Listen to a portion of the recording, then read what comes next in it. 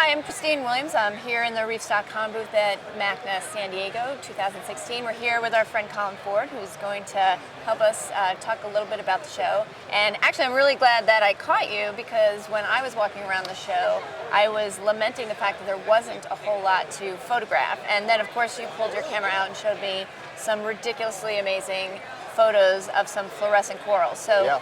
I would love if you could explain to me how you got those shots. Sure. So I'm doing fluorescence photography right now, and in order to do fluorescence photography, you need to have two things. Okay. You need to have a dichroic filter for your flash, and so this is basically a piece of glass that has a blue filter on it. Mm-hmm. So it tunes the wavelength of your flash similarly to the way like a blue LED would work, except the flash is you get a much brighter source of light, so you can take pictures a lot easier than just using your LEDs. So you're essentially limiting the light that you're providing to sort of an actinic. So this is gonna filter your blue wavelengths to somewhere between like 420, 480 nanometers.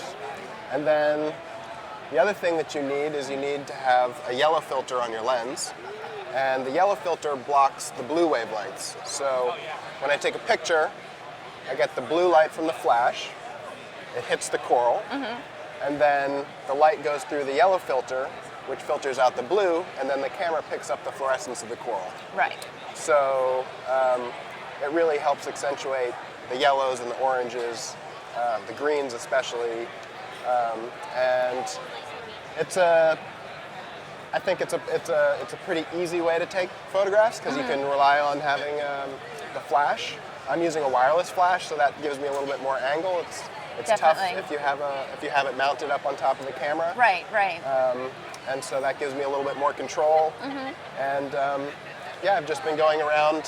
I also have I don't have it on my camera at the moment, but I have a lens port that I use so that I can actually get the lens down into the water.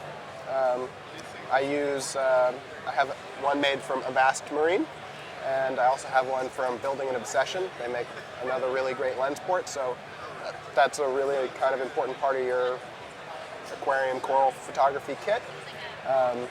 The fluorescent filters you can get from Nightsea. You Google Nightsea. That's Charles Mazel? Charles Mazel. And so you can get the different filters cut for whatever your flash, and different yellow filters for whatever thread size your lens is. Right, and Charles so Charles and Nightsea has been around forever, and I think most people know it because of the flashlights and the glasses that he was making from forever ago. So aside from just the photographic equipment, just being able to view your tank that way and really pop out the fluorescence. Yeah, no, it's a great way to get some really kind of artistic, high contrast.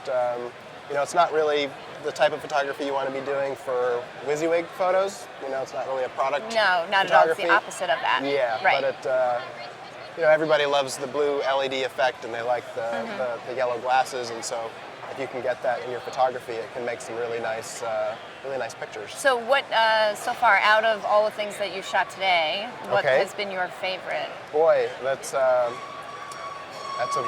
really difficult question. All right, pick a few. I've really enjoyed taking pictures of some of the mushrooms that, so Coral Morphologic is named after the corallomorphs. So I have a soft spot for mushrooms. And we don't have a lot of really crazy mushrooms in Miami. Right. So it's nice to actually see some of these things firsthand that you see on the internet. So if you're shooting this way, do you find that things like texture are emphasized, or do you find that they're not? Does it play? I think it emphasizes the texture. Yeah, definitely. And for something like that, where the mushroom, that is something that would really be enhanced, I think. Yeah, especially like with the rhodactis, you've got a lot of texture. Yeah, that's exactly what I'm thinking. And if I'm shooting with one flash, I can use the positioning to accentuate the shadows. Yes. Which you can really see the texture of the corals a lot. So yeah, there's a lot of kind of creative things that you can do to make your pictures kind of stand out.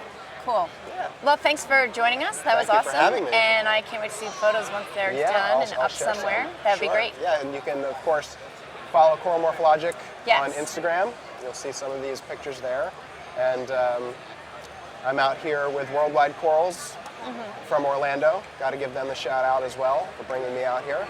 And yeah. Well, great. Thanks enjoy for the rest of having the me. show. Good Yeah. to see you. Cheers. And we'll be back with other ones later in the day. All right, great.